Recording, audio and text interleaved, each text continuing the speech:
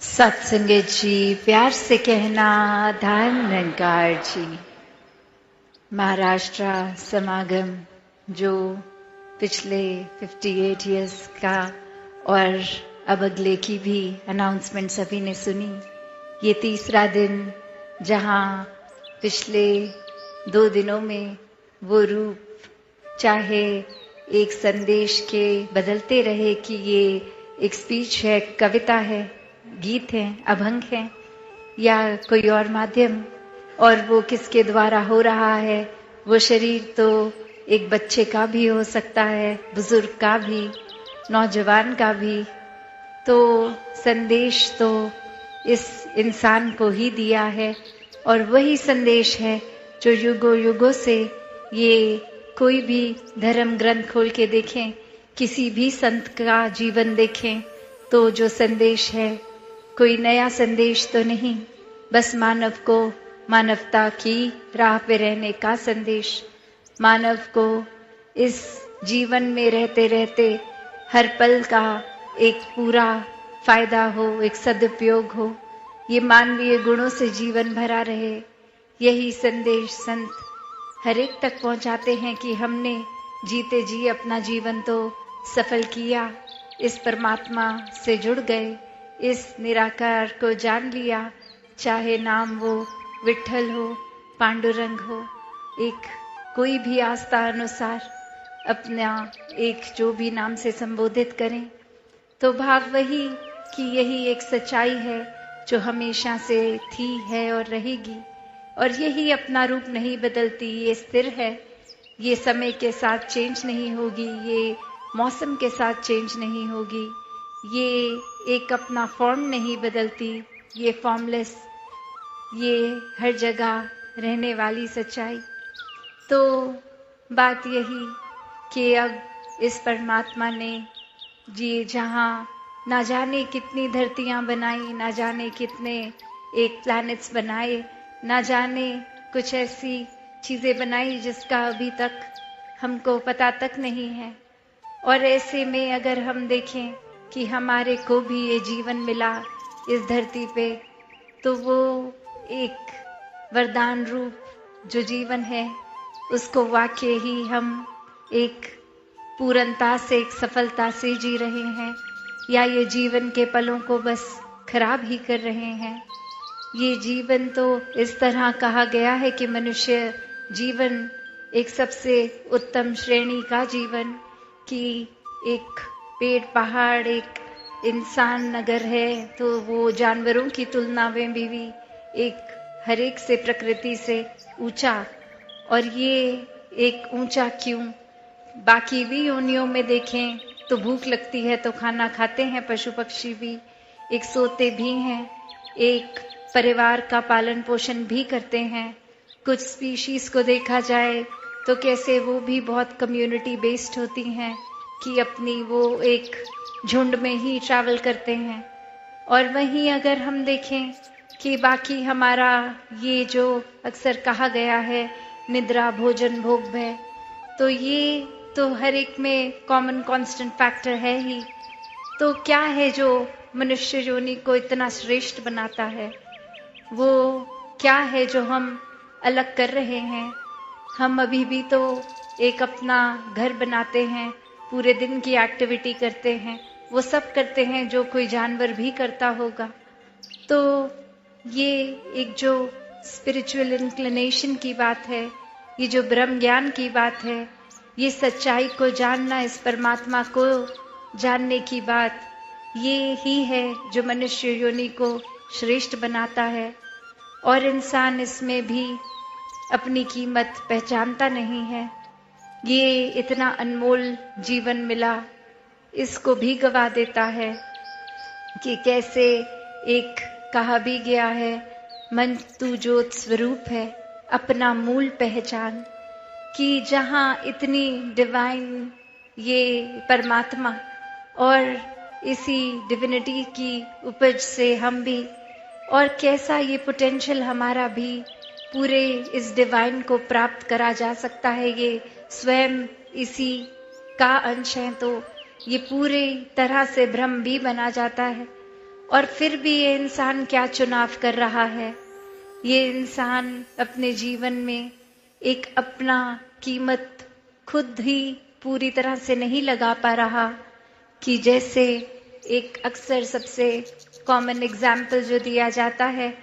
वो चाहे एक बीज का ही देते हैं कि उस बीज में पूरे का पूरा वृक्ष बनने की कैपेसिटी है, और वो वृक्ष के इतने अपने अलग अलग एस्पेक्ट्स होते हैं कि वो पत्ते भी हैं, वो ब्रांचेस भी हैं, वो रूट्स भी है, वो फ्रूट भी है। वो इतना कुछ होने के बावजूद ये उपज, ये चाहे सिर्फ यही कि उस बीज को उस मिट्टी में पूरी तरह से समर्पित होना है, और एक बार ये हो गया तो फिर उसके तरीके कितने भिन्न भिन्न भी हों, फायदे कितने भी हों, एक वो रूप इतना वो फुल पोटेंशियल को रीच कर लेता है। तो ऐसे ही इंसान भी अगर एक खुद ही इस भ्रम समान है, तो भी ऐसा क्यों बन गया कि किसी को तो देख के हम बोलते हैं ये इंसान तो इतना प्यारा है, बिल्कुल फरिश्ते की तरह है, एक अच्छाई है, एक चेहरे पे नूर टपकता है, एक आते हैं हमारे से बात करते हैं तो पूरा दिन हम ही इतने खुश रहते हैं, एक बहुत ही ठंडक सी प्राप्त होती है। और वहीं हम किसी के लिए ऐसे विचार भी रख लेते हैं कि ये इंसान का तो अभी आना दूर की बात, अभी पता ही लगे कि अगले कुछ चंद दिनों में ये इंसान से मुलाकात होगी, तो एक अलग तरीके की एंजाइटी, स्ट्रेस सा फील होने लगता है कि ये किसी तरह अवॉइड हो जाए इंसान। तो बात वही कि इंसान तो सभी हैं, तो फिर इतना ये फर्क क्यों कि ये एक तो फरिश्ता और एक दानव वाला रूप इंसान का, जहाँ किसी को उठाना तो दूर की बात, किसी उठे को भी गिरा रहे हैं, हक दबोच रहे हैं, आंसू देने का काम कर रहे हैं, एक अपनी जो पोटेंशियल थी उससे कितना नीचे गिरा घिनौना काम भी कर रहे हैं। और क्या एक संसार में करना था, क्या कर रहे हैं। ये धरती को जहाँ एक अपनी प्रेजेंस से हमने स्पिरिचुअली भी और सोशली भी एक संवारने के लिए कुदरत को क्या करना था, और हम हर तरीके से नष्ट करते जा रहे हैं, चाहे वो मन की पोल्यूशन हो या बाहर का प्रदूषण हो। तो ये प्रदूषण किसी भी तरह की है, वो हानि का ही कारण बनता है। तो कैसे ये प्रदूषण को दूर किया जाए, ये दिलों से दिलों को दूर करना, इस परमात्मा से जुड़ के इससे प्यार करके हर एक से करना है। और वहाँ ही एक अपने जीवन की भी वैल्यू खुद समझना कि कोई भी पल एक वेस्ट ना हो, कोई भी पल को हम गवा ना दें। एक रूप अगर एक कहानी में भी ये समझें कि एक भिखारी जो हर समय पूरा जीवन भीख ही मांगता गया, और अब एक दिन उसकी भीख मांगते मांगते जब मृत्यु हो गई, तो वो वहीं सड़क किनारे शरीर उसका और वो कटोरा जिसमें कुछ चंद सिक्के, और ऐसे ही कोई जाता हुआ जब देखता है, और वहाँ पे क्या देखता है कि वो कटोरा ही अपने आप में बहुत कीमती किसी धातु का बना हुआ, मान लीजिए सोने का बना, और अब वही ख्याल कि ये एक गरीबी में जीवन जीते हुए, और जहाँ वो पोटेंशियल था शुरू से कि ये चाहे एक इतना कीमती सिर्फ अपने बर्तन को ही बेच लेता तो ही कितना कुछ हासिल हो जाता, और ये आराम की जीवन को जी सकता था, कि ये उस बर्तन का ही अपने आप में मोल कितना, और उसको इस्तेमाल उस चीज के लिए नहीं किया गया जिसे किया जा सकता था, उससे सिर्फ एक ये कुछ ही चंद पैसे के लिए यूज किया गया। तो ये कहानी सिर्फ उस बर्तन की, उस इंसान की नहीं है। हर कोई इस संसार में जो परमात्मा प्रेमी नहीं है, उसके जीवन की भी यही कहानी है कि ये अनमोल चीज हर समय है पास में, फिर भी उपयोग नहीं किया जा रहा। उपयोग तो क्या, ये परमात्मा का सहारा भी सिर्फ तभी लिया जा रहा है जब हमें या तो कोई शारीरिक कष्ट है, या कोई परिस्थिति लग रहा है किसी माया रूप में कि अभी कोई धन दौलत की कमी हो गई है तो परमात्मा को याद कर लें। कोई हालात घर के बिगड़ गए हैं, कुछ मन मुटाव हो गए हैं तो परमात्मा को याद कर लें। कोई शारीरिक कष्ट है तो दर्द दूर हो जाए, परमात्मा को याद कर लेते हैं। तो ये परमात्मा को याद करना तो एक हर समय की एहसास होनी चाहिए। ये सिर्फ नीड बेस्ड नहीं कि आज लग रहा है कि कुछ गलत होगा, आज सुमिरन कर लेते हैं, अदरवाइज पूरा दिन करने की जरूरत ही नहीं है, ध्यान जोड़ने की जरूरत ही नहीं है। बस वैसे तो इस तरह भी होता है कि एक एपिसोड जो दासी ने देखा कि कोई महात्मा ही सत्संग से